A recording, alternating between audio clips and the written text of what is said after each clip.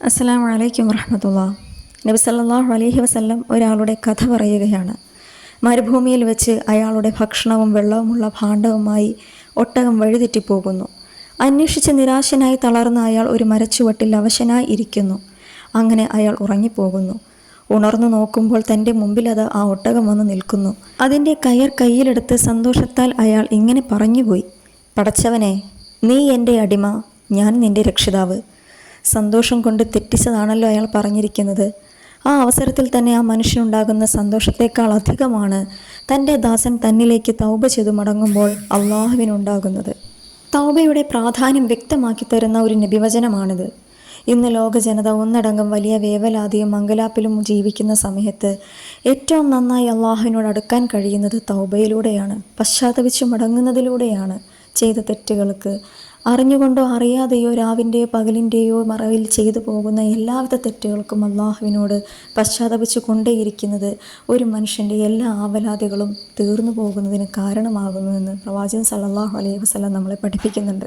വിശുദ്ധ ഖുർആനിൽ ആദം അലൈഹിസ്സലാമയുടെയും ഭാര്യ ഹവ്വയുടെയും ചരിത്രം വിവരിക്കുമ്പോൾ അവർ നടത്തിയ പശ്ചാത്താപത്തെക്കുറിച്ച് പ്രത്യേകം പറയുന്നുണ്ട്.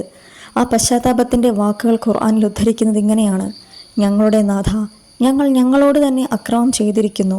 ഞങ്ങൾക്ക് നീ പുറത്തു തരികയും കരുണ ചെയ്യുകയും ചെയ്തില്ലെങ്കിൽ തീർച്ചയായും ഞങ്ങൾ പരാജയപ്പെട്ടവരിൽ ഉൾപ്പെട്ടു പോകുന്നതുമാണ്. പൊതുവെ മനുഷ്യ മനസ്സ് തിന്മകളിലേക്ക് ഊളിയിട്ടിറങ്ങാൻ താല്പര്യപ്പെടുന്നുണ്ട്. വിശുദ്ധ ഖുർആൻ തന്നെ കാര്യം സൂചിപ്പിക്കുന്നതുമാണ്. സാഹചര്യങ്ങളും ജീവിത ചുറ്റുപാടുകളും അനുകൂലമായി വരുമ്പോൾ മനുഷ്യൻ തിന്മകളിൽ അകപ്പെട്ടു പോകുന്നു. ഇവിടെ മനസ്സിന് സംസ്കരണവും ആത്മനിയന്ത്രണവും സ്വായത്തമാക്കി തിന്മകളിൽ നിന്ന് അകന്നു കഴിയുന്നവനാണ് അന്തിമ വിജയം കൈവരിക്കുന്നത്. അറിഞ്ഞോ അറിയാതെയോ ഒരു തെറ്റ് സംഭവിച്ചു പോയതിൻ്റെ പേരിൽ ഒരാളെ പാടെ ഉപേക്ഷിക്കുന്നത് ഇസ്ലാമിൻ്റെ രീതിയല്ല, മറിച്ച് അയാൾക്ക് തൗബ ചെയ്യുവാനുള്ള രീതിയാണ് ഇസ്ലാം നൽകുന്നത്. അതുകൊണ്ടാണ് അങ്ങനെയുള്ളവരെ അള്ളാഹുവിന് ഇഷ്ടമാണെന്ന് പറയുന്നത്. വിശുദ്ധ ഖുർആനിൽ പറയുന്നു: തീർച്ചയായും അള്ളാഹു പശ്ചാത്തപിക്കുന്നവരെ ഇഷ്ടപ്പെടുന്നു. നബി സല്ലല്ലാഹു അലൈഹി വസല്ലം പറയുകയാണ്: ആദം മക്കൾ തെറ്റ് ചെയ്തു പോകുന്നവരാണ്, പക്ഷേ അവരിൽ ഏറ്റവും ശ്രേഷ്ഠൻ പശ്ചാത്തപിച്ചു മടങ്ങുന്നവരാണ്.